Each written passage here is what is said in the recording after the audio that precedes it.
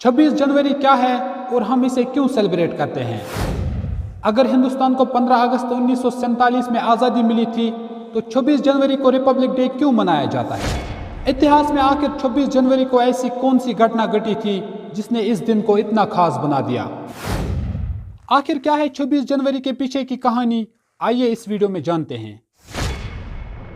दरअसल 1927 में ब्रिटिश सरकार ने हिंदुस्तान में एक कमीशन भेज दिया जिसका नाम साइमन कमीशन था। इस कमीशन के चेयरमैन सर जॉन साइमन थे। बेसिकली साइमन कमीशन को यह देखना था कि 1919 में हुए चेम्सफोर्ड रिफॉर्म्स किस तरह से काम कर रहे हैं और फ्यूचर में इनमें क्या बदलाव लाने की जरूरत है। साइमन कमीशन में कोई हिंदुस्तानी नहीं था, इसलिए हिंदुस्तान के लोग इसे काफी ज्यादा नाराज थे। जगह जगह पर प्रोटेस्ट किया जा रहा था, जगह जगह पर साइमन गो बैक के नारे लगाए जा रहे थे। साइमन कमीशन के खिलाफ प्रोटेस्ट देखकर इंग्लैंड में जो सेक्रेटरी स्टेट ऑफ इंडिया थे लॉर्ड ब्रेकनहेड, उसने हिंदुस्तानियों को चैलेंज दिया कि अगर आपको लगता है कि साइमन कमीशन नहीं आप कॉन्स्टिट्यूशन बना सकते हो तो आप खुद ही अपना कॉन्स्टिट्यूशन बना के हमें दे दो। हम देखेंगे कि आप कॉन्स्टिट्यूशन बना पाएंगे या फिर आपस में लड़ाई झगड़े करने बैठोगे। इस चैलेंज को एक्सेप्ट किया इंडियन नेशनल कांग्रेस और बाकी पार्टियों ने। इन्होंने अपना एक रिपोर्ट बनाया जिसका नाम नेहरू रिपोर्ट 1928 रखा गया। नेहरू रिपोर्ट में डिमांड रखी गई डोमिनियन स्टेट्स की। डोमिनियन स्टेट्स में यह था कि हम ब्रिटिश सरकार के साथ जुड़े रहेंगे, head of the state British monarch ही रहेगा, लेकिन इंटरनल गवर्नेंस सारी हमारे हाथों में आएगी।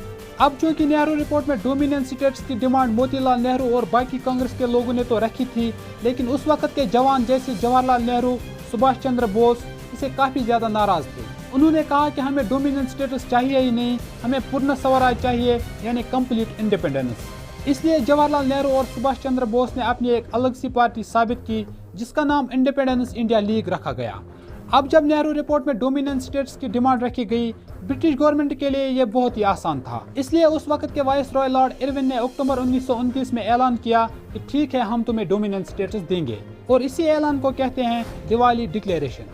इसके बाद क्या होता है कि इंग्लैंड में सरकार बदल जाती है और जो नई सरकार आती है कंजर्वेटिव पार्टी, ये इनकार करती है कि भारत को किसी भी तरह की कोई डोमिनियन स्टेटस नहीं मिलेगी। यह सुनकर इंडियन नेशनल कांग्रेस के लोग काफी नाराज हो गए और उन्होंने डोमिनियन स्टेटस हटाया और पूर्ण स्वराज यानी कंप्लीट इंडिपेंडेंस के लिए अपनी लड़ाई शुरू की। इसके बाद दिसंबर 1929 में कांग्रेस का सेशन लाहौर में होता है और लाहौर में इस सेशन के प्रेसिडेंट जवाहरलाल नेहरू होते हैं।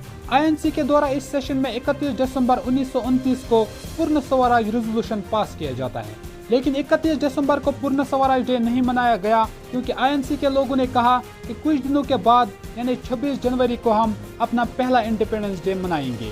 तो 26 जनवरी 1930 को आईएनसी ने अपना पहला इंडिपेंडेंस डे मनाया। उसके बाद जब भारत को अंग्रेजों से आज़ादी मिली, इंडिपेंडेंस ऑफ इंडिया एक्ट 1947 के द्वारा उस एक्ट में यह भी बताया गया कि इंडिया और पाकिस्तान अपना कॉन्स्टिट्यूशन खुद ही बनाएगी और खुद ही लिखेगी।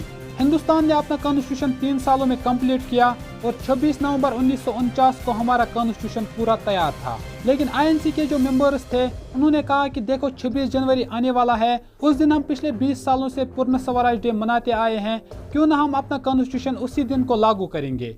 आखिर यही तय किया जाता है कि 26 जनवरी 1950 को ही हमारा कॉन्स्टिट्यूशन लागू किया जाएगा। इसी दिन को डेट ऑफ कमेंसमेंट भी कहा गया और इसी दिन से रिपब्लिक डे वजूद में आया। तो 26 जनवरी का ये दिन जो पहले पूर्ण स्वराज डे के रूप में मनाया जाता था, 1950 से ये रिपब्लिक डे बन गया।